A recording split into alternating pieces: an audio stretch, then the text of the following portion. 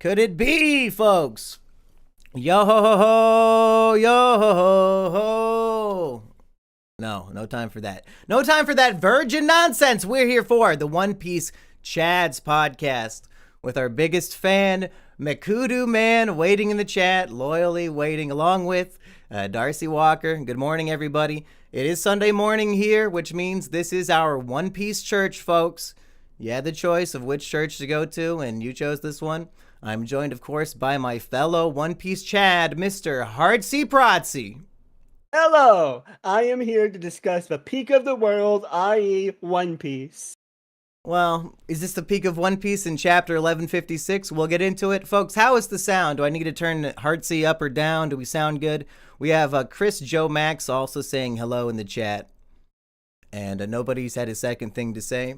But Hartsey, we were saying right before the show, this might be a shorter episode, even though we've only done one other episode of this show ever, because is there a lot to get out of this chapter? Maybe there will be. I actually do have a full page of notes that we can go through that aren't just listing what happened, but, you know, some theories are being crafted and some things that we've never had the chance to discuss, like, for example, the giant egg on Roger's ship. Have we ever talked about that, Hartsey? That's one of my favorite mysteries of One Piece. We see the egg in this chapter.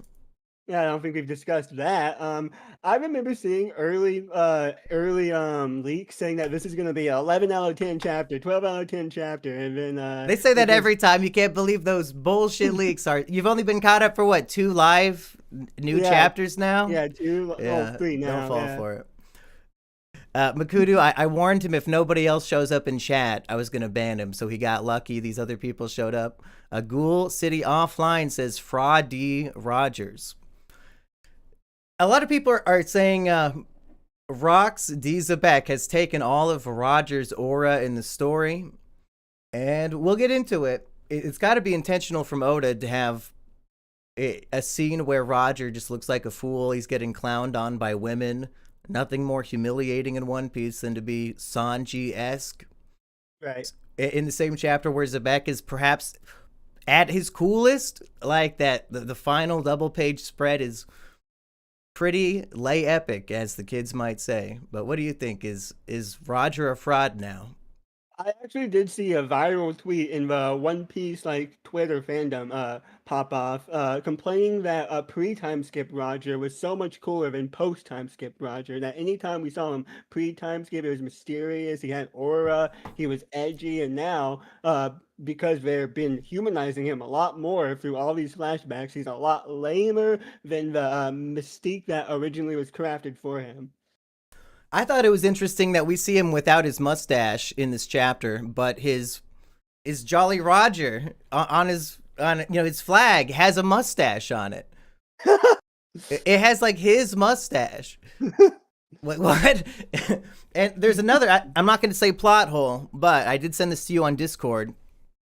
In Kaido's flashback, before he joined Rox's crew, but he goes to Pirate Island, he wants to join the crew. We see the giant boulder has the 2 eye holes in it, but then in this new chapter, we see Rox create the eye holes, and Kaido's already a member of the crew. That might be a slight plot hole, but then again, it is just the detail of this boulder having eyes. But I don't know. Is he gonna retcon that? Will it be ignored? Do I have the timeline mixed up? I don't know. Ghoul City says he just shaved for a week. That's why he didn't have the mustache. He wanted to be presentable when meeting with those Amazonian women. And now Makudu Man is saying Oda's the fraud, perhaps because of this potential plot hole with the eye holes. But let's dive into the chapter, Heartsy. What is your, I guess 5 minutes in now, what is your top of mind? I like the brief glimpse we see of the Rocks crew interacting with each other on Pirate Island after they make their grand entrance. I just love how obviously they all hate each other. There's so much discontent and bickering going on within the crew. Because these aren't people that do not like each other. They're just together because we're all strong and powerful. And Rock's wanting to create a strong crew, not necessarily a likable one. And I like the scene where where Rox and Kaido get into an argument about how they should go about dealing with Harold. Um, I think that's a very nice scene. They start kicking and punching each other, and Rox is like, "How dare you suggest that? He's my pal, and I'm not gonna use violence against him."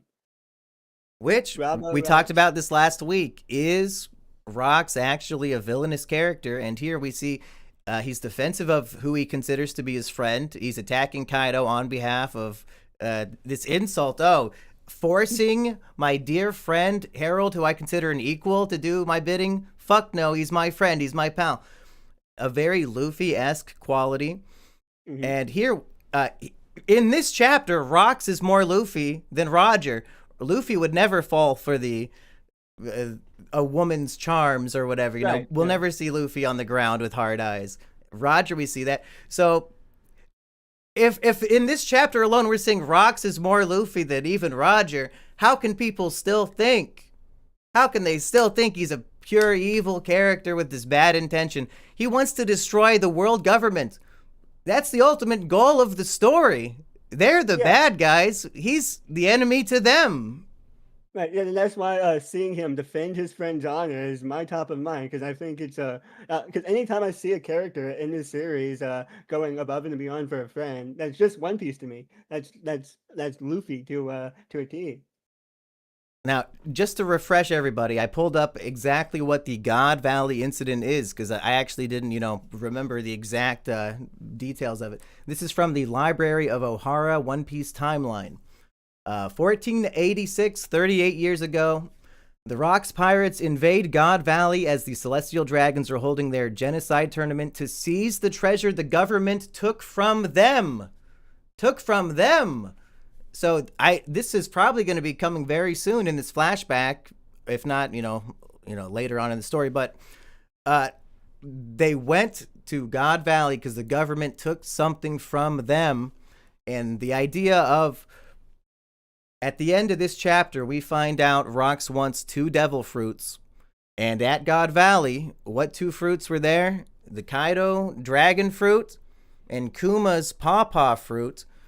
Could it be the government stole one of these fruits from Rox and then was having it as a treasure in their genocide game?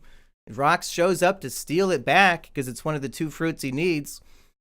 And I'm inclined to think it's probably more the pawpaw fruit than the Kaido dragon fruit because, the pawpaw fruit, you could just teleport people around the world.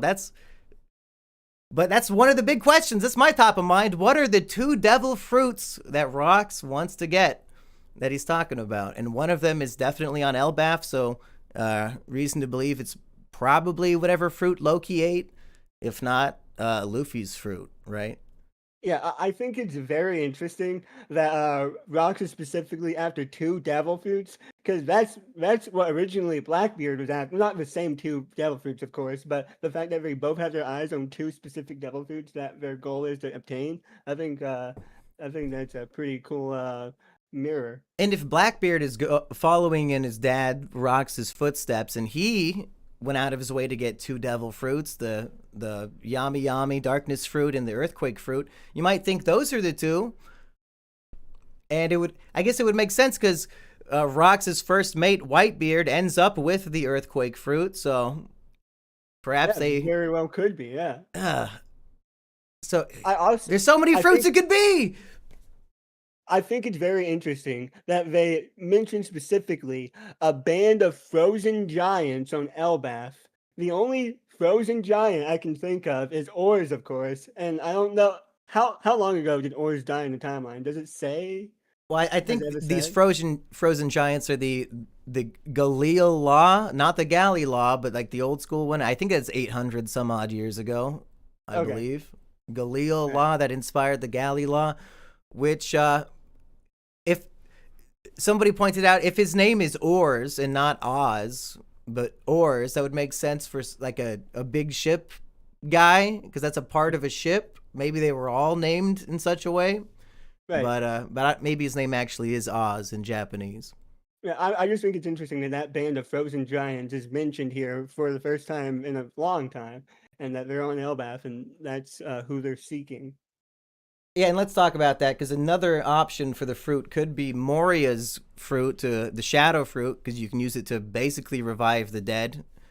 And there's this question: Barbell Fishman, member of Rox's crew, says even if these frozen giants did come back to life, they'd have no reason to listen to you. And in response to that, Rox says, "That's why we need Harold. He's the current king of Elbaf," which implies to me if they revive these giants, they would need Harold because they would obey Harold as this giant king. But with the shadow fruit, wouldn't they just obey the shadow fruit user? So why would it specifically have to be Harold? So perhaps it's not the shadow fruit and they have a different idea for reviving these giants.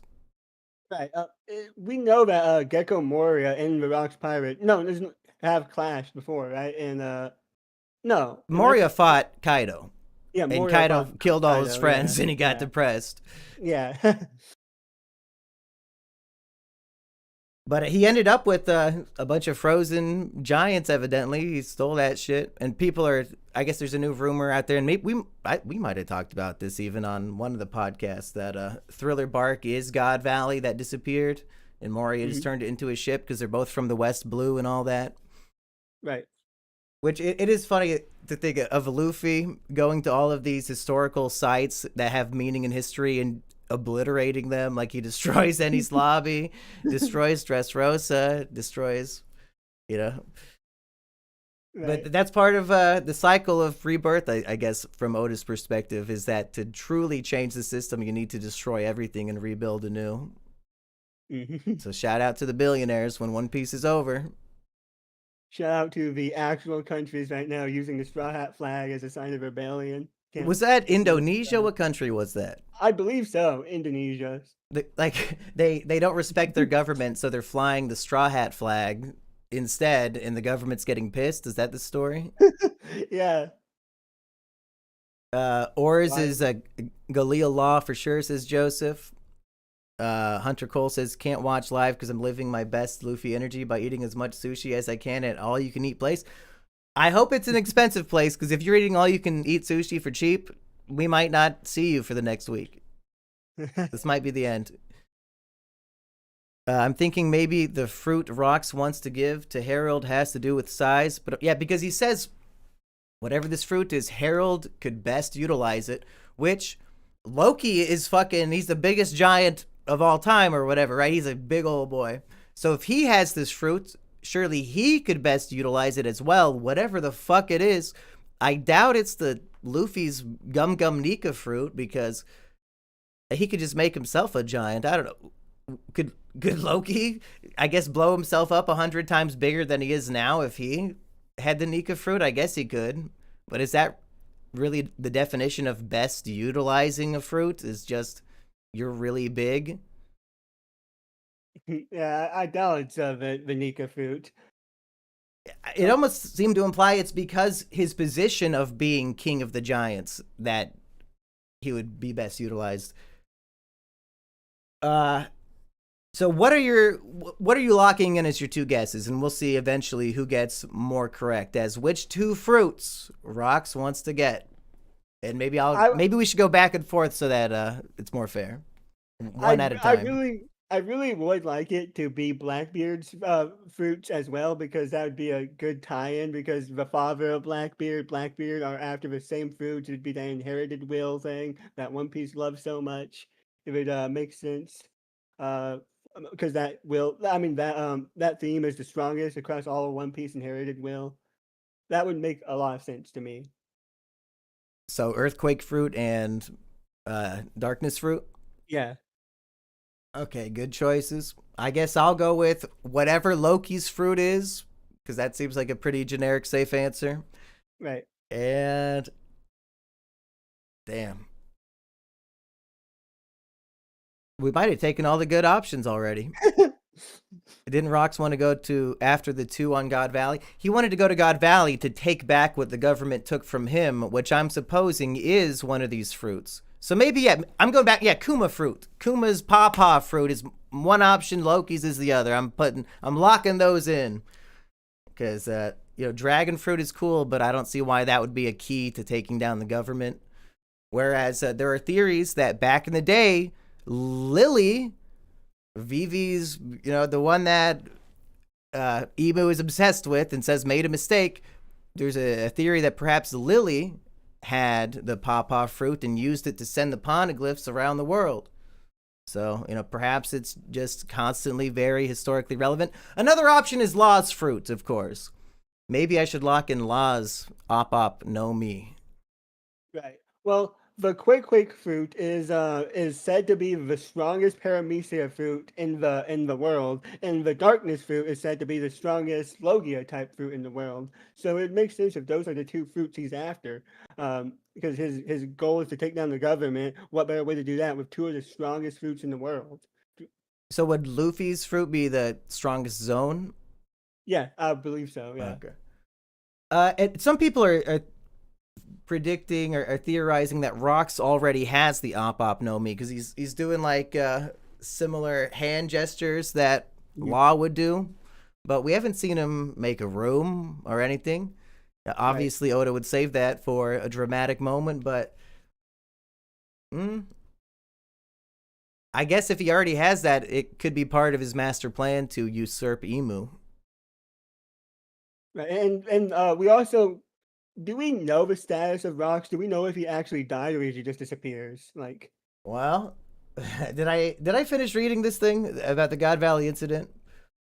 I don't think I did. Where did I leave off? Holding their genocide tournament to seize the treasure the government took from them, but so do the Roger pirates and several other crews in a historic duel. Monkey D. Garp and Gold D. Roger team up to clash against the Rox pirates. Now it says that the two of them fought against the Rox pirates, the entire crew. I've always had it in the back of my head that the two teamed up just on Rox himself, but that might not specifically be what they said. Big Mom successfully takes Kaido's fruit from the government and gives it to Kaido. Kuma eats the Nikyu and helps people escape. Rox Dizabek allegedly dies, and the island of God Valley vanishes from the map. Now, I don't like the idea that we have this guy, Rox, and he says, hey, this world government is bad. I'm going to take them down. They're having a game where they shoot people and kill them, and they have all these slaves, and they consider them rabbits. This is some sick, disgusting shit. I'm going to wreak havoc here. And the idea that Gold Roger, the pirate king who loves freedom, would team up with Garp, the grandfather of Luffy, to take down that guy, to defend the celestial dragons shooting people in the back as they run away. That's disgusting. I sincerely hope that's not the case. There's got to be more to it than that. There has absolutely got to be more, because nothing we've seen from Rox would suggest he needs to be killed in this way to defend celestial dragons. Currently, Roger is besmirched beyond belief if he's stopping this guy from attacking celestial dragons. Right, nothing we've seen of Roger so far would indicate that he would have any reason to team up with Garp, any reason to be against Rock's goal of fucking with the celestial dragons and ruining their shit. In this very chapter, they're about to run away, but when Roger realizes, oh, that's Garp, okay, we're not running, I want to fight him, and they just fucking nail each other. And Garp, it looks like from the drawing, has the upper hand, because Roger kind of has like, when St. Charlos gets punched in the face by Luffy, like it's that kind of face when he's getting hit by Garp there. So he's reestablishing, this is a real rivalry between these two men. So yeah, why would they ever team up to take down such a charismatic, cool guy like Rox? And right after this, Rox's era ends when he disappears or dies or whatever, and Roger's era begins. And I'm hoping Rox informs Roger, hey, there's some fucked up shit about this world you don't know. Go find some poneglyphs and figure it out. Something like that.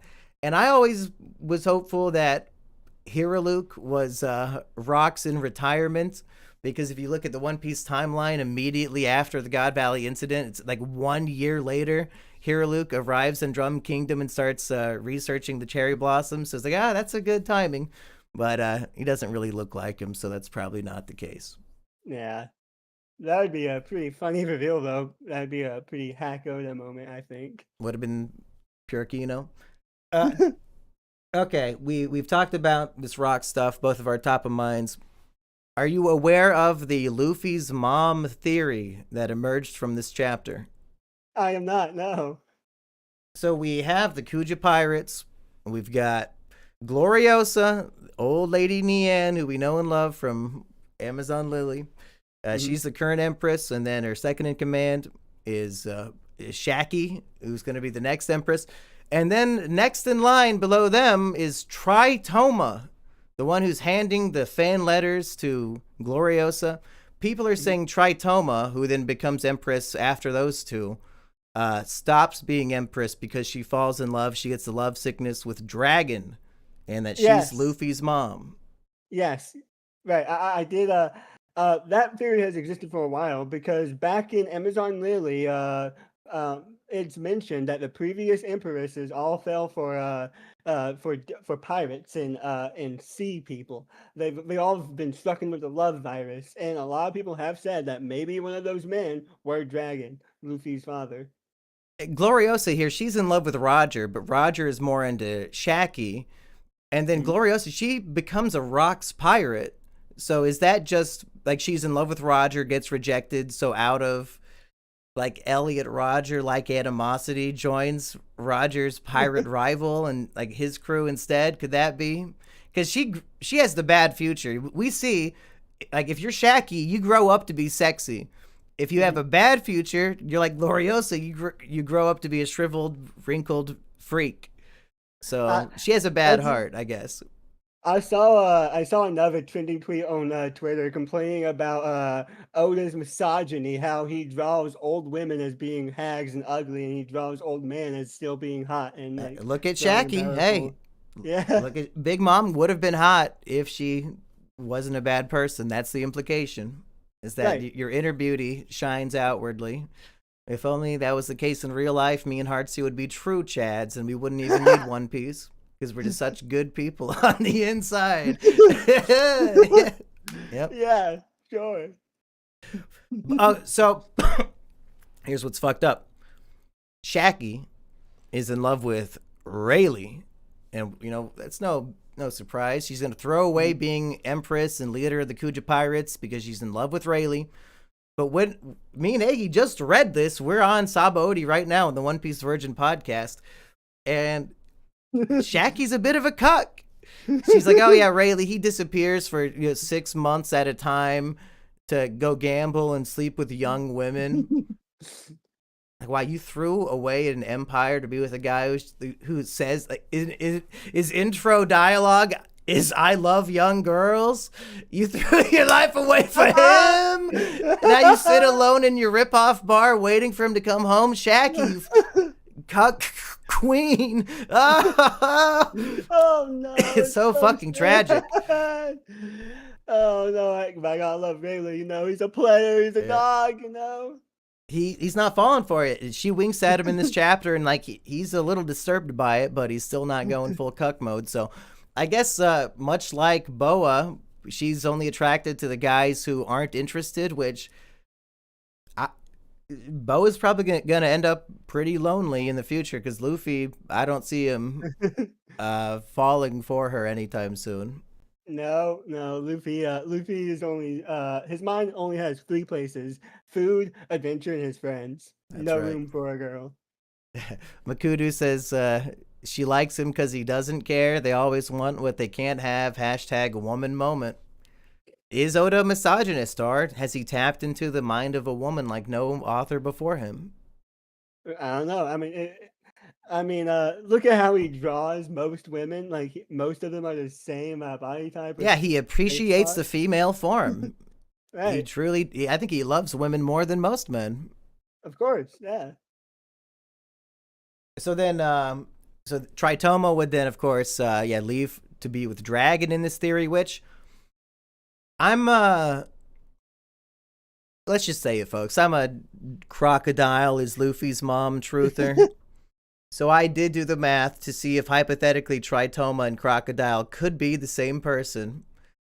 And it would seem the events of this chapter take place when Crocodile would have been like 2 years old by my math, because he's 46 now.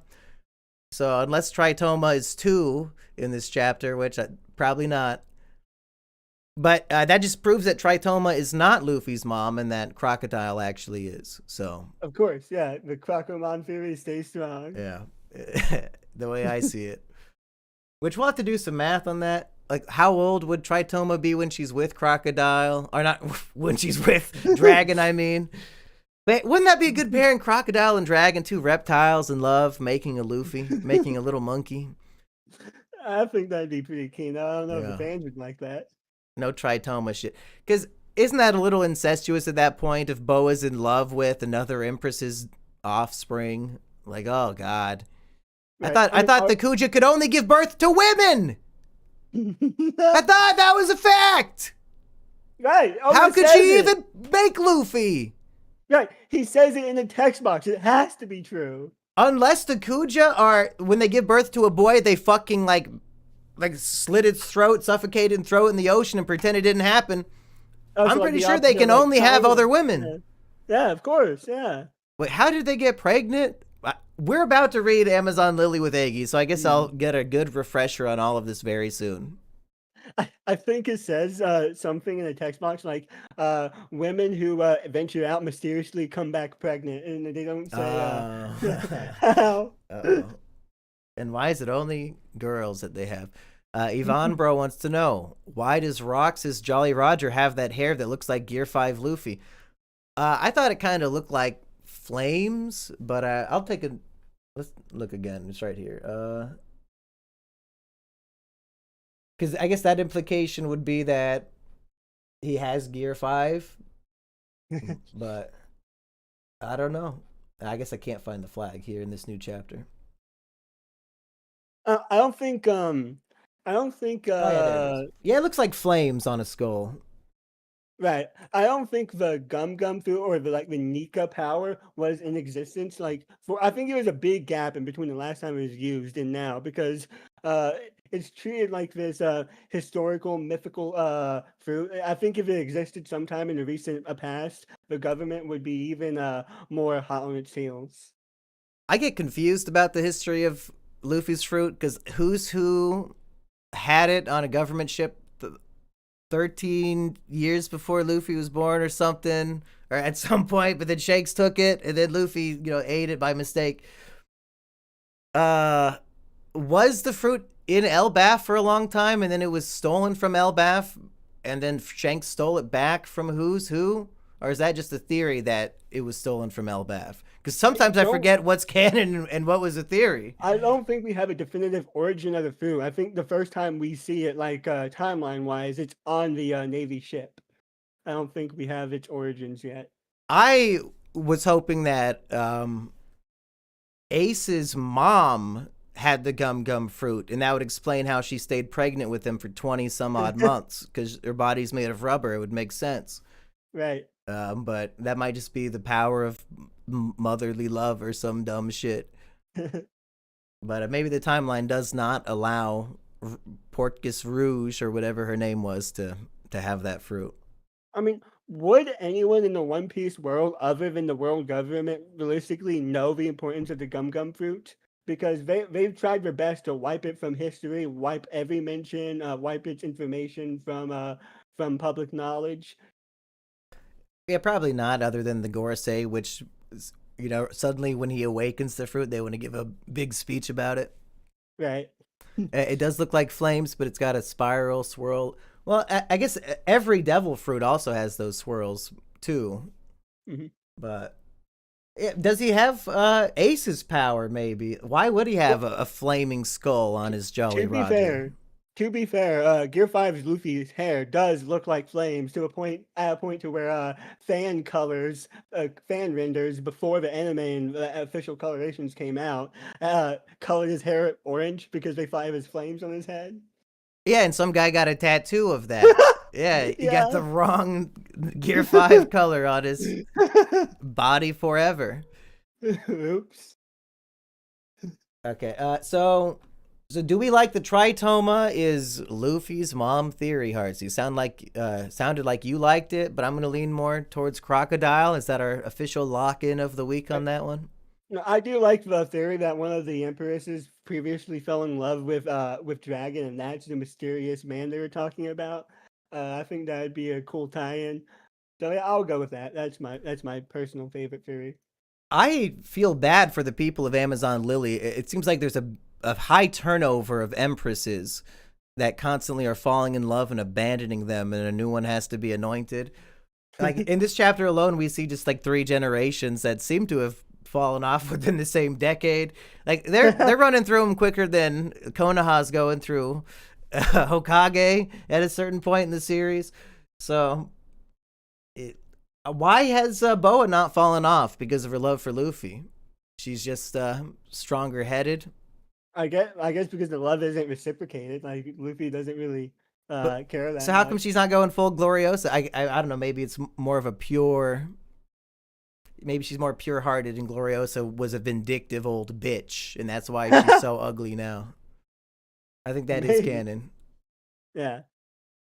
Okay, I'm gonna look through my notes, see if we missed anything super important. The giant egg, Heartsy. I don't know if we talked about this before. Why do you think, for several years, the rocks or the Roger Pirates have a giant fucking egg? Here's my theory. They're in the process of making a giant century egg, and they're gonna crack it open sometime in the future and enjoy it because it's delicious and yummy. I was always thinking it was some key to the One Piece. Like, oh, we got to hatch this legendary creature that'll help us access wherever the treasure's hidden. It's something to tie into it. But we see this egg with the Roger Pirates before God Valley. I think before he has any clue about a deeper history of the world. Like this is when he's just young, dumb, and full of cum, trying to fuck Shaki, and that's his main objective is punching Garp in the face. So perhaps this egg is not relevant to the end game of the story. In which case, is it just a prop?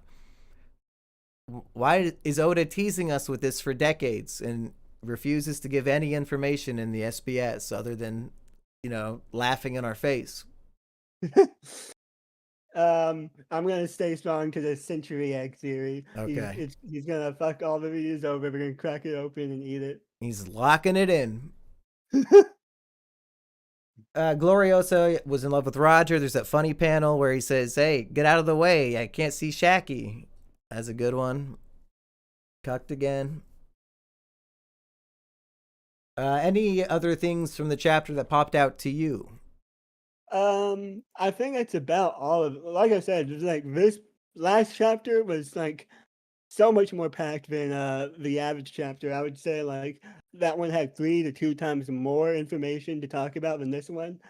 So I think that's pretty much everything. Well, we haven't even talked about the whole scene with Loki back at Elbaf. We find out he's Oh right, trying to yeah. sail off on his own, but he was drowning and needed to be saved. So does that mean he's already eaten his devil fruit if he can't swim? I, I, how young is he? Like at this point, like Oda is just like flashing through time in this flashback without giving us super clear right. indicators. But if Like, Kaido has joined the crew, but they haven't gone to. Kaido joins the crew 6 years before God Valley, so it's got to be like within this 6 year period, basically. mhm. So we could probably figure out Loki's age is like he's Yeah, probably like maybe 15 to 20 by now. right, and like giant years, that would still be a very young kid. So maybe he's just too young to really properly know how to swim. Um, That could be. I If 'cause we have not seen him eat his fruit yet, have we? That hasn't been in the no, flashback.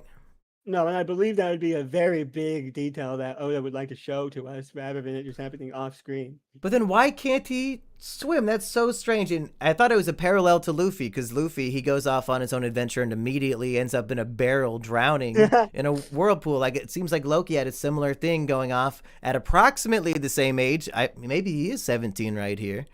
Uh, Maybe. it goes off on his own in a dinghy and falls in and is drowning and needs to be saved by, not by Kobe and Alvida's crew, but by some weird. He looked like a fisherman sailor giant that's being yelled at. I don't know what was up with that guy, but he saved Loki. And Loki accuses Ida, Hadrudin's mother, of being a gold digger, but she cannot be offended, and she just calls him cute. You're only pretending to care so you can get the castle and the money. Fuck Mhm. you. A big old gold digger. And yeah, I wonder why all that was in here, because this is chapter 1156. That's the Luffy numbers, 56. But there's no Luffy here, just potentially his real mom revealed on screen for us. But why is all this Loki stuff in here? Like, what is this adding to the story that it took up so much of this chapter?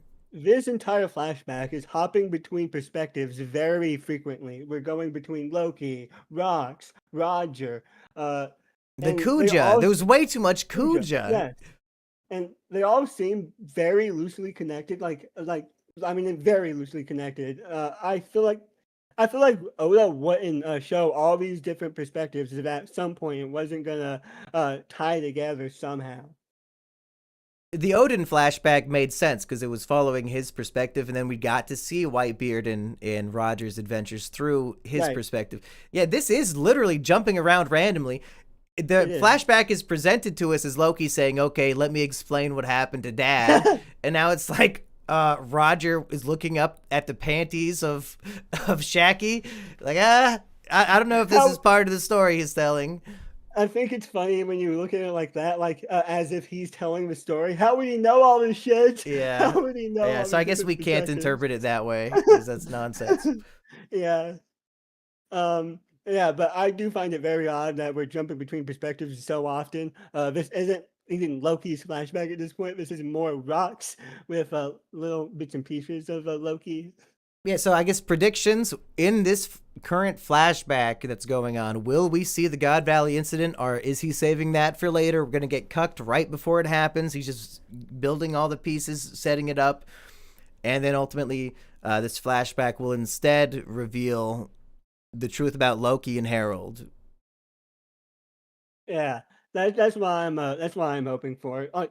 I'm not complaining that we're seeing so many perspectives because I enjoy seeing Rox and his crew. I enjoy the little bits of Roger we get this time. But I wish it was more focused on Loki because that's who I'm really the most interested in. I want to see his tragic backstory, what led to the death of his father, why he regrets it today because when being confronted about the death of his father, he says, "Do you really think I wanted that to happen? Let me tell you what happened to Dad or whatever." So let's see if we ever find out. Is it a break next week, Hartsey? It is. Son of a bitch. Right when we start our show, we only get to do it twice a month. Yeah, very unfortunate. There was a difference I saw between the official translation and the fan translation. In the fan one, when Roger's looking up the panties of Shaggy, he says, "Oh, I like you a lot, Shaggy." In the official, Roger says, "Damn it, I love you, Shaku Yaku." And she replies, "I love you too, Roger." But I belong to no one. Right, that's very explicit from "I like Yeah. you a lot" to both of them saying they love each other. And then Rayleigh ends up with his captain's girl anyway. So much cucking revealed in this chapter. Cuck piece going on. Yes, cuck piece. But this is Rock's piece. He's rapidly becoming, one of the most interesting characters. And I'm going to stand by that he's not a true villain. Right. And we don't know that he's dead. He No. might be out there. He might be Emu. I mean, I doubt that, but he might be. He still might be Hero Luke. Huh? What if Hero Luke was a slave and the Op know me? Hey, Rox, do you want to disappear? Let's trade bodies with Hero Luke. Now you're free to go. Anything could happen. It's fucking One Piece. God damn it. He could just be living inside Blackbeard's body, physically inside of there. Yeah, he might have triple personalities living inside of him. Lots of stuff. Any final thoughts, Heartsy, before we let everybody go? Um, I I want. I remember the leaks said that this was going to be the last chapter of the flashback story. That obviously is not the They were case. wrong. They were so wrong. They might have just been fucking with us. Um, but I'm excited for this flashback to finally wrap up. I'm not gonna lie. I want to cut back to the main story, the current day timeline. I want to see what happens to Loki and be done with it. Uh, because what's currently happening in the timeline, in the present story, might be the biggest, most dangerous clash we've seen yet. We have these fucking demon possessed giants. We have Emu. We have Gonku, who's also possessed by Emu, Those nightmare kaiju that are coming out of the the nightmare nightmare realm, kaiju's. they seem to All, be endless.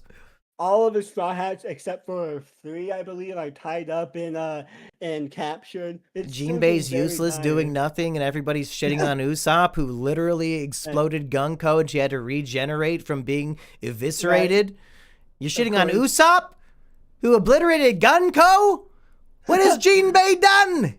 Nothing. Even Nami was like, Jinbei, what the fuck? And he's like, I don't know. the Useless. the monster trio have no idea what's going on because we're in the underworld right now talking to Loki, Well, looking very nice. Luffy says, Chopper, I got it now. So they're on their way up. And Okay, right. yeah, shit's about to go down. I don't care how much longer the flashback goes. The closer we get to seeing God Valley is the better for me. Right. But I have a feeling it's not going to be in this arc. Now. If I'm only. I feel like it has to be sometime soon because these last 2 arcs have been showing us so many glimpses and pieces of the incident. We saw it from the slaves' perspective, which is pretty big deal in Egghead, and uh, and it seems like it's building up to see Rock/Roger's perspective right Mm-hmm. now. And Roger better have a real good perspective because right now I'm super against his choices there. Right. Hey, everybody, thanks for tuning in to the One Piece, not Virgins, the One Piece Chads, blah, blah, blah, whatever this is called. We won't be back next week because Oda's on break, it sounds like. So 2 weeks from now, 11:57. Any final predictions, Heartsy, for that chapter? Hmm. Well, Well, One Piece, you can never really make a good prediction about One Piece because they'll just throw you for a loop every chapter. I was under the impression this would be the last chapter of the flashback, and that was wrong. Very, very wrong. I have no idea what I would even give for a prediction. I'm going to predict we will see what fruit Rox is talking about. Right. I think that mystery will be revealed. The chapter ends off with Rock saying, "I'm going to show you the peak of the world," which is a pretty ambiguous thing to exclaim. Uh, but I'm excited to see what he's talking about there. The peak of the world. What do you think that is? What do you think? The peak of power. Like Right. we're gonna be the kings of the world, maybe.